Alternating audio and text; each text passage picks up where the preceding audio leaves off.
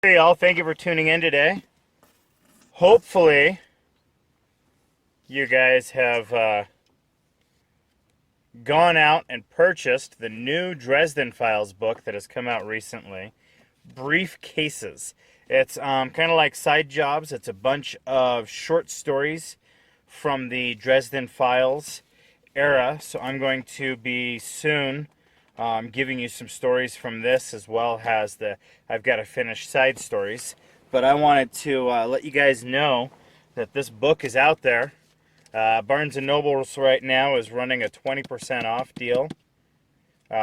Not plugged or not sponsored. Wouldn't mind it, but doesn't matter. Anyway, let you know right now, so far on that house, we're just trying to find kind of someone still that will do the loan. Everyone tells us that we've got great credit, we've got great ability to pay. They just aren't going to loan us on that property because they're saying, well, I mean, it's a unique type of property, so we've got to find someone who can uniquely think outside the box to be able to get us the loan for it. It's a 1-bedroom, 1.5 bath home with a 6+ car garage added to it. Essentially, it's a 40 by 100-foot huge open garage attached to a 1-bedroom, 1-bath home. And inside the garage, you've got a half bath. We want to turn it into a 3-bedroom, 3.5 bath home. And we want to set it up so, I mean, we'd have our studio, our garage for our actual toys and stuff. We'd have our gaming center. We'd have all this other stuff set up so that we could actually have room to do everything that we needed to do, and still have space for it. But anyway, what you guys tuned in here for today was Jim Butcher's Proven Guilty, Book 8 of the Dresden Files. This one is Chapter 28. So, if you've missed those other chapters, missed the previous books, do go ahead and look in their respective playlists below. Let me go ahead and give you a quick rundown. You've got Stormfront as Book 1, Full Moon is Book 2, Grave Peril, Book 3, Summer Night, Book 4, Death Masks, Book 5, Blood Rights, Book 6, Deadbeat, Book 7, Proven Guilty, Book 8, and then the next book we'll be reading, which is White Knight, is Book 9. So go ahead and make sure to purchase that as well. So let me go ahead here and jump into Chapter 28 for you. A dark figure stepped out of the deep shadows behind the stacks of tigers.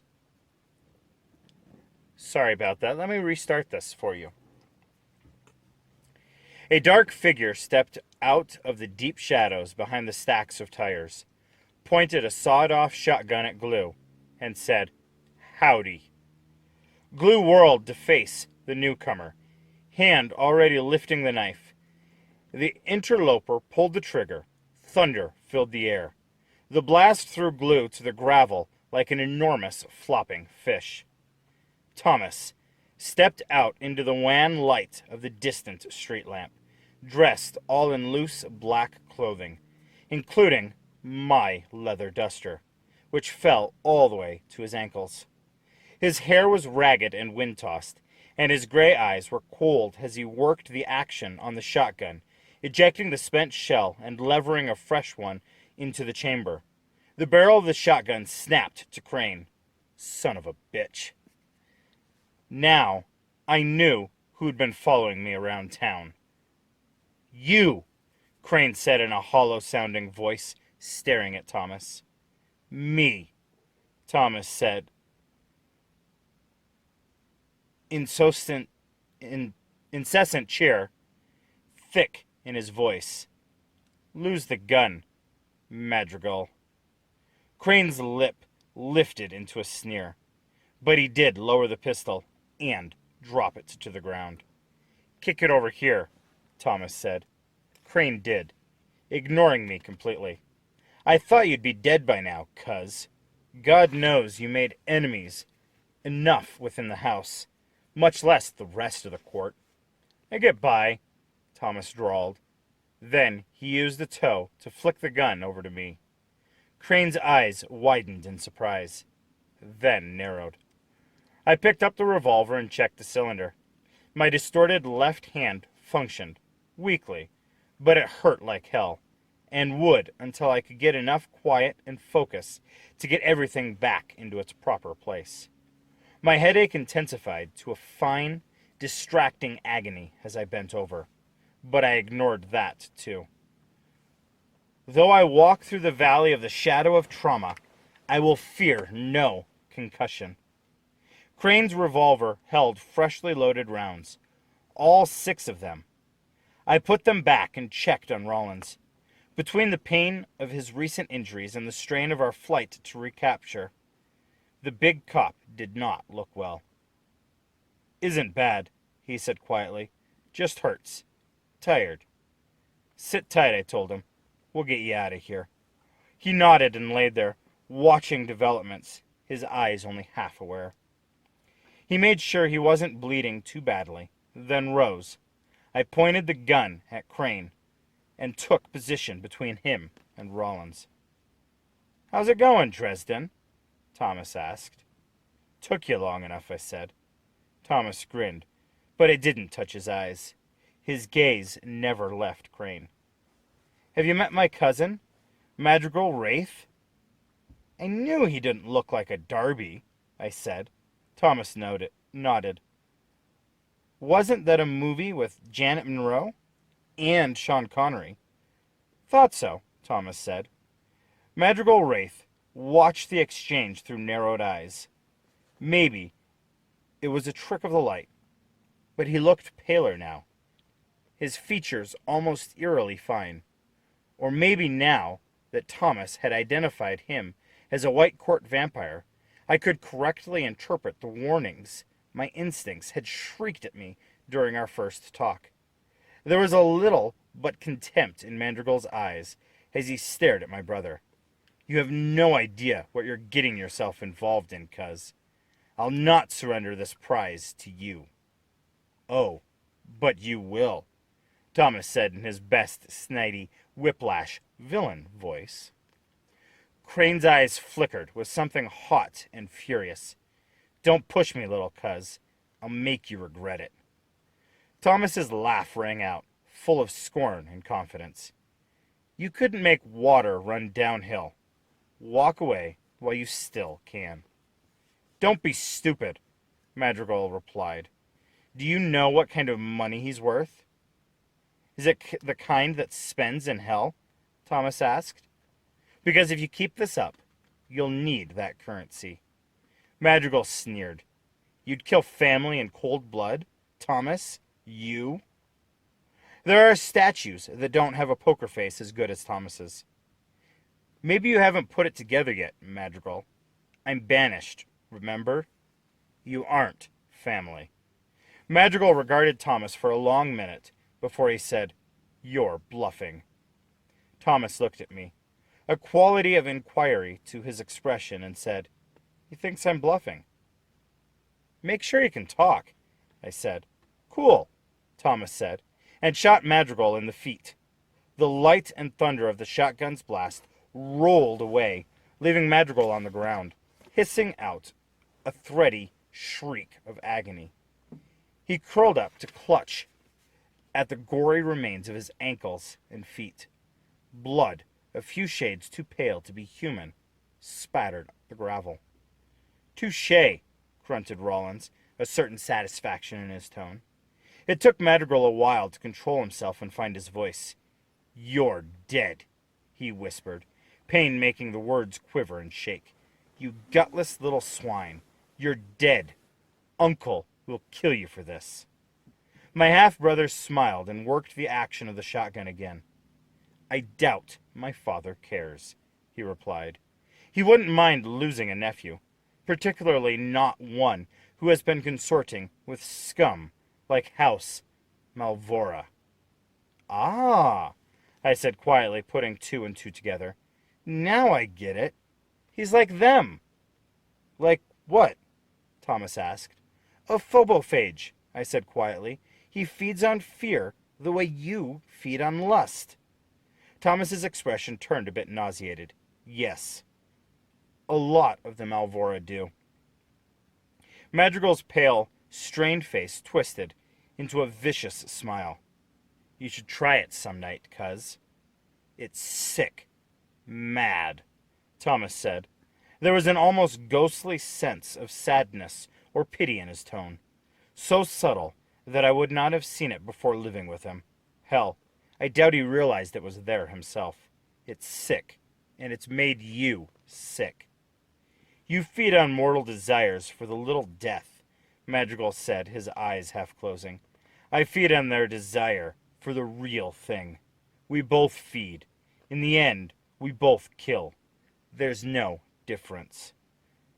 The difference is that once you've started, you can't let them go running off to report you to the authorities, Thomas said. You keep them until they're dead. Madrigal let out a laugh, unsettling for how genuine it sounded given his situation. I got the sneaking suspicion that the vampire was a couple of peeps short of an Easter basket. Thomas, Thomas, Madrigal murmured. Always the self-righteous little bleeding heart. So concerned for the bucks and does, and though you never tasted them yourself, never killed them yourself.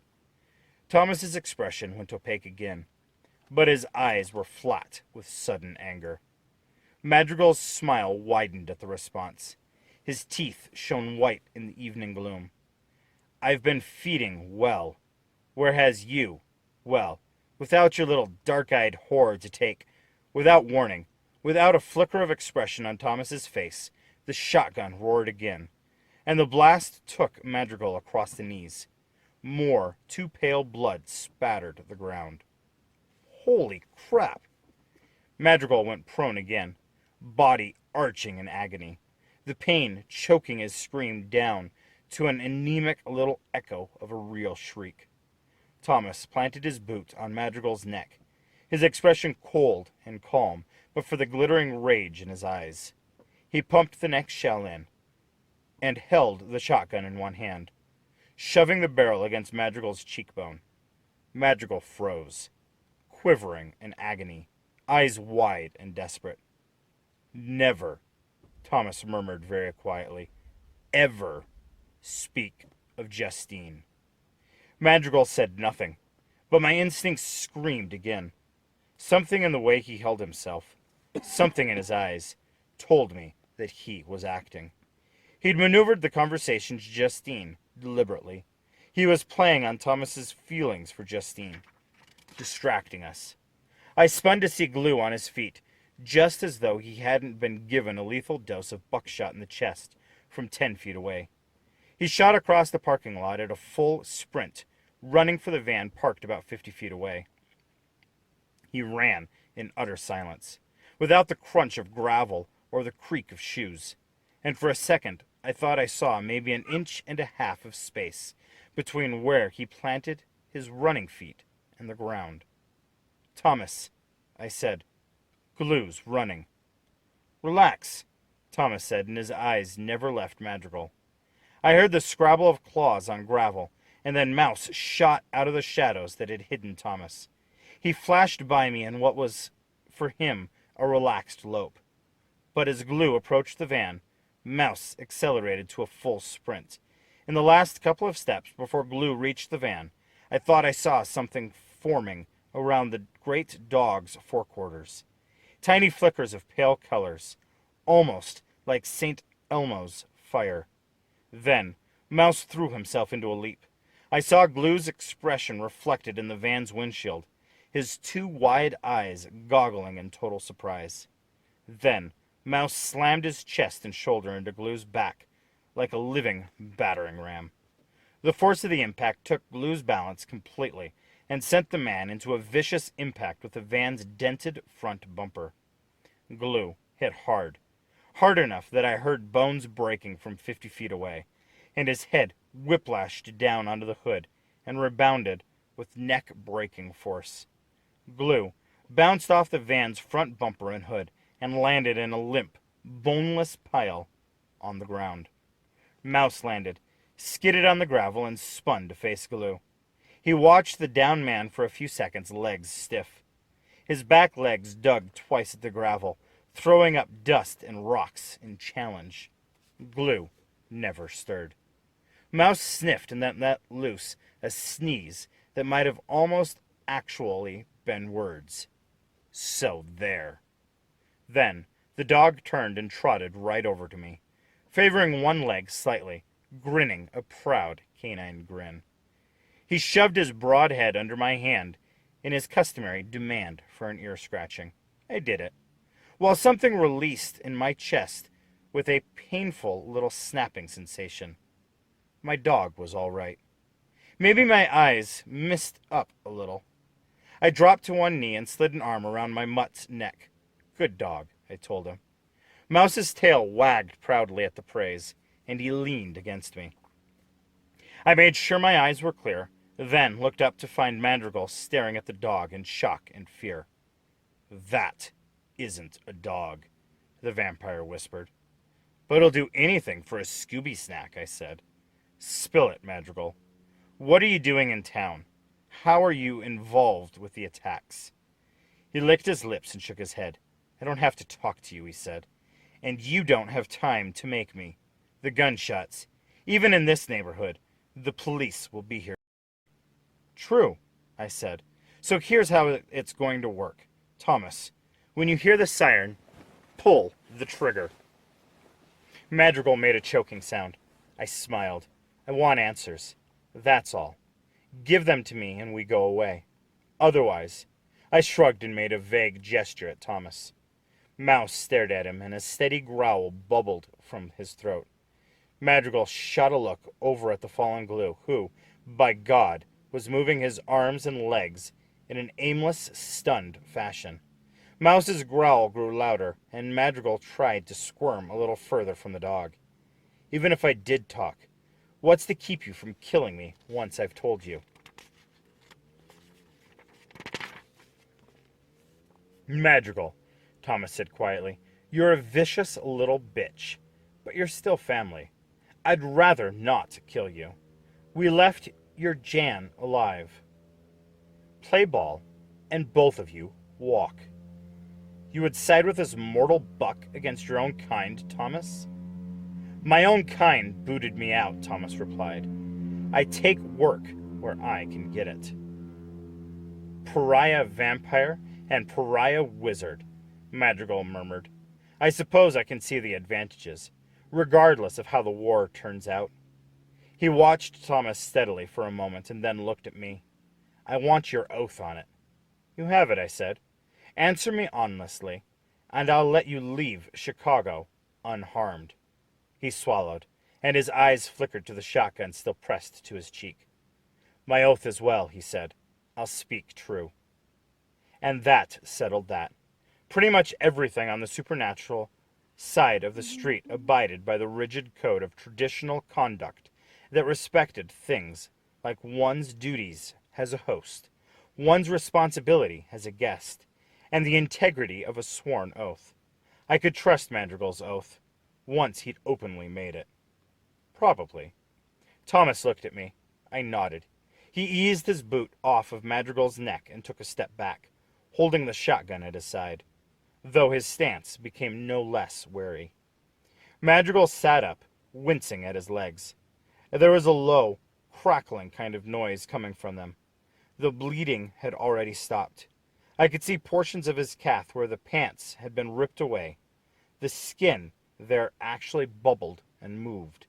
And as I watched, a round lump the size of a pea formed in the skin and burst, expelling a round of buckshot that fell to the parking lot. Let's start simple, I said. Where's the key to the manticles?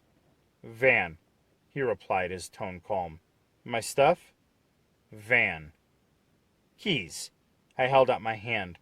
Madrigal drew a rental car key ring from his pocket and tossed it to me, underhand. Thomas, I said, holding them up. You sure? He asked. Mouse can watch him. I want this fucking thing off my arm. Thomas took the keys and paced over to the van. He paused to idly check his hair in the reflection in the windshield before opening the van. Vanity, thy name is Vampire. Now, for the real question, I told Mandrigal. How are you involved with the attacks? I'm not involved, he said quietly. Not in the planning, and not in the execution. I've been scheduled here for more than a year. Doesn't scream alibi to me, I said. I'm not, he insisted. Of course, I thought them entertaining, and yes, His eyelids half lowered and his voice went suddenly husky. The storm of it. The horror. Empty night. So sweet. All those souls in fear. Get off the creepy, psychic vampire train, I said. Answer the question. He gave me an ugly smile and gestured at his healing legs. You see, I've fed. And fed well. Tonight, particularly. But you have my word, wizard, that whatever these creatures are, they are none of my doing. I was merely a spectator. If that's true, I said, then why the hell did you grab me and bring me here? For gain, he said, and for enjoyment. I don't let any buck talk to me as you did. Since I'd planned on replying to your arrogance anyway, I thought I might as well turn a profit on it at the same time. God bless America, I said. Thomas returned with my magical gear, staff, backpack, a paper sack with my various foci in it, and an old-fashioned ring with big teeth. I popped it into the slot on the manacles, fumbling with the stiff, uncooperative fingers of my left hand, and got the thing off my arm.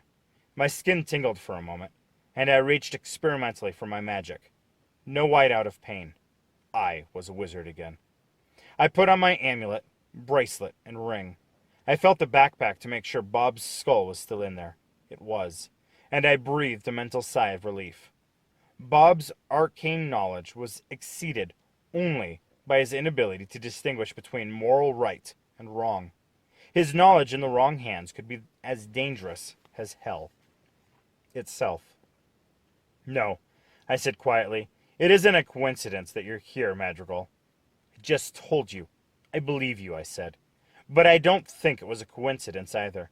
I think you were here for a reason. Maybe one you didn't know. Madrigal frowned at that and looked, for a moment, a little bit worried. I pursed my lips and thought aloud. You're high profile. You're known to feed on fear. You're at war with the White Council. 2 and 2 make 4. 4 and 4 make 8. I glanced up at Thomas and said, whoever it is behind the phage attacks, they wanted me to think that Darby here was it. Thomas's eyebrows went up in a sudden understanding. Madrigal's supposed to take the fall. Madrigal's face turned even wider. What do you... He didn't get to finish the sentence. Glue screamed. He screamed in pure, shrieking terror. His voice pitched as high as a woman's. Everyone turned in surprise, and we were in time to see something haul the wounded Glue out of sight on the other side of the van. Red sprayed into the air. A piece of him, probably an arm or a leg, flew out from behind the van and tumbled for several paces before falling heavily to the earth. Glue's voice abruptly went silent. Something arched up from behind the van and landed, rolling. It bumped over the gravel and came to a stop. Glue's head. It had been physically ripped from his body, the flesh and bone torn and wrenched apart by main strength. His face was stretched into a scream, showing his shark-like teeth, and his eyes were glazed and frozen in death. Orange light rose up behind the van, and then something, a creature perhaps 10 or 11 feet in height, rose up and turned to face us. It was dressed all in rags, like some kind of enormous hobo, and was inhumanly slender. Its head was a bulbous thing, and it took me a second to recognize it as a pumpkin, carved with an evil eyes like a jack-o'-lantern. Those eyes glowered with a sullen red flame, and flashed intensely for a moment as it spied on us.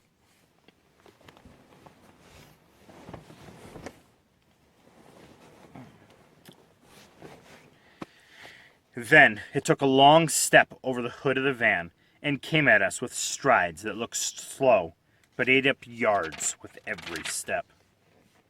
Good God, Rollins breathed. Mouse snarled. Harry? Thomas said. Another phage in a horror movie costume. The scarecrow this time, I murmured. I'll handle it. I took my staff in hand and stepped out to meet the oncoming phage. I called up the hellfire once more, as I had against the other phage, until my skin felt like it was about to fly apart. I gathered up energy for a strike more deadly than I had used earlier in the night. Then I cried out and unleashed my will against the creature, hitting it as hard as I possibly could. The resulting cannonball of blaze force struck the scarecrow head-on while it was 20 feet away, the exploding into a column of searing red flame, an inferno of heat and light that went off with enough force to throw the thing halfway across Lake Michigan. Imagine my surprise when the scarecrow stepped through my spell as if it had not existed. Its eyes regarded me with far too much awareness, and its arm moved, striking snake fast. Fingers as thick and tough as pumpkin vines suddenly closed around my throat, and in a rush of sudden, terrifying understanding, I realized that this phage was stronger than the little one I'd beaten at the hotel. This creature was far older, larger, stronger, more dangerous.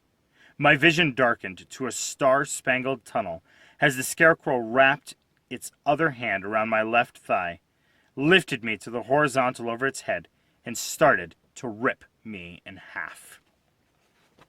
Thank you for listening to Chapter 8 of Proven Guilty, Book 8 of the Dresden Files. Stay tuned. Let's find out what happens to Harry here as he's getting ripped in half by another, I guess, older phobophage. We're beyond halfway, I should say, with this book. Also, like I said, make sure to go out and get your copy of Briefcases, which are more stories from the Dresden Files. These are short stories. There's quite a few of them. I just barely picked mine up at Barnes & Noble's. Looks like there's, 1, 2, 3, 4, 5, 6, 7, 8, 9, 10, 11, 12. 12 more stories in here about things that have happened to Harry Dresden, kind of between the books and kind of between even, it looks like the upcoming book, though I haven't read any yet. Like I said, I just barely picked it up not even a couple of hours ago. So it looks like we're trying to kind of get these going out regularly. So if you guys see any issues or think that some days would be better to release, or if you think weekends would be better to release some of these than some of the weekdays, do let me know in the comments down below. Also, like I've always said, if you do have any other books or any other thoughts, do also let them be down in the comments down below. And we also have Dragonlance coming up here shortly. So let's go ahead, take a look at all these things, get moving forward. And I do want to thank you guys for helping my channel grow and helping it get to where it is. And I definitely now do see 1,000 subscribers has an earmark that can be coming up that we can actually hit and actually make. Thank you very much for all that you do, for all the donations that you guys have made through PayPal and through all the support that you guys have been to my channel. You guys have a wonderful and blessed day.